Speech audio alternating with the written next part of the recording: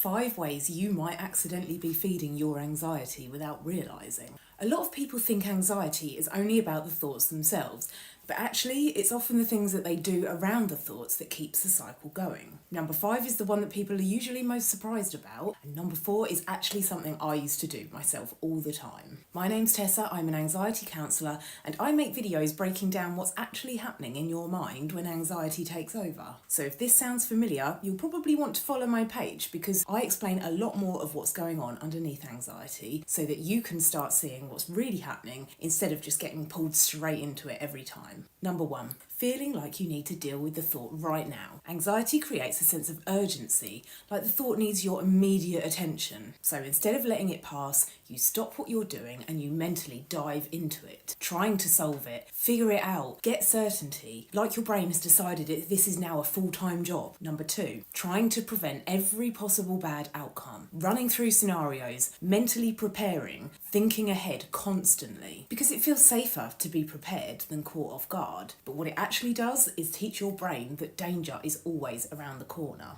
Number 3, constantly checking how you feel. Do I still feel anxious? Why do I still feel weird? Am I okay now? And the more attention you place on how you're feeling, the louder everything starts to feel. Number 4, interpreting feelings as evidence. Feeling anxious and assuming that must mean that something is wrong, or feeling unsettled and taking that as proof that something bad is going to happen. But feelings aren't always facts, especially the anxious ones. And number 5, organising your life around avoiding discomfort, avoiding conversations, avoiding difficult situations, waiting until you feel better before you do certain things. Which makes complete sense, but slowly teaches your brain that discomfort is something that you can't handle, which isn't true, by the way, no matter what your mind is telling you. And that's the part that most people don't realise. A lot of anxiety is unintentionally reinforced in really small, everyday moments. Not because you're doing something wrong, but because your mind is trying to protect you in ways that end up keeping the cycle going. And when you start noticing these patterns,